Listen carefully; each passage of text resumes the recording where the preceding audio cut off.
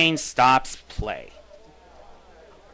"You are very lucky engines," said Stepeny. "Your branch line has got everything. It's long enough to give you a good run, and you have plenty of passengers. Then you've got a quarry, a mine, and some factories, so you need plenty of trucks. Trucks are fun," he went on wistfully. "I missed them on our line." Percy was surprised. "You can take mine and welcome this morning," he said. So they asked permission and then went off to collect them. Toby and Thomas gaped in wonderment. Stepeny took his trucks to the harbor, picked up a load of empties, and started back. On the way, they were stopped by a signal near a cricket field, where a match had just started. They settled down to watch. Presently, some fielders came towards them and waved. "Can you move, please?" they asked. "Your last few trucks are behind the bowler's arm." "Sorry," smiled the jar. "Will this do?" And he eased Stepeny forward till he stood under the signal. The cricketers shouted their thanks, and play started again. The batsman hit out, and soon a skyer towered towards the train. Clunk! Down went the signal. There was another clunk, too, as the ball fell on the train, but neither driver nor fireman heard it. They were too busy. "Stop!" yelled the fieldsman, but Stepne's noisy starting drowned their shouts. Come along, he puffed to the trucks and left the frantic fieldsmen behind. "Our one and only ball!" they said sadly. 4 of them piled into an ancient car called Caroline. "Wake up, Caroline," they said.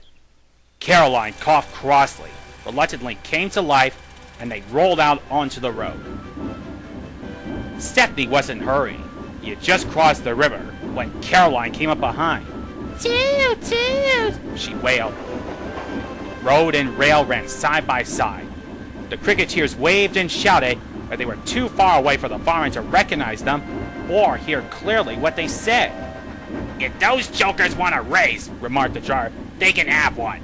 He advanced his regulator, and Stepeny drew ahead. Poor Caroline wasn't happy at all. She rattled on at twice her usual speed. "Master shouldn't be treating me like this," she grumbled. "This space is too hard for my system, and it'll fuse all my circuits." "Hurrah!" she exclaimed. "That silly train is running into a hole, so we can't catch it. Now Master has to be sensible and go home." But Master didn't go home. Caroline nearly boiled with fury when he made her climb a steep hill and run down to the station on the other side.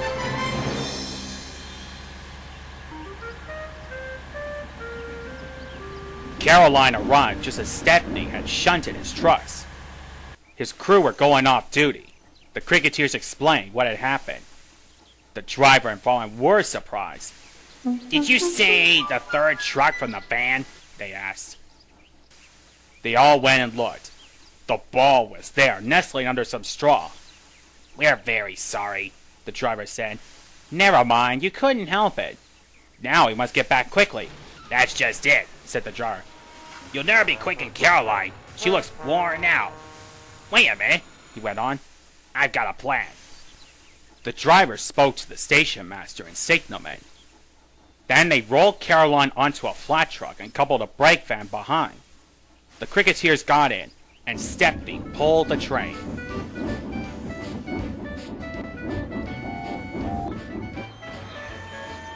They reached the field in no time. Stepeny watched from a siding, while his driver, fireman, and guard sat in the pavilion. There were no more lost balls, and the game was played to an exciting finish. Even Caroline was pleased. She doesn't think trains silly now.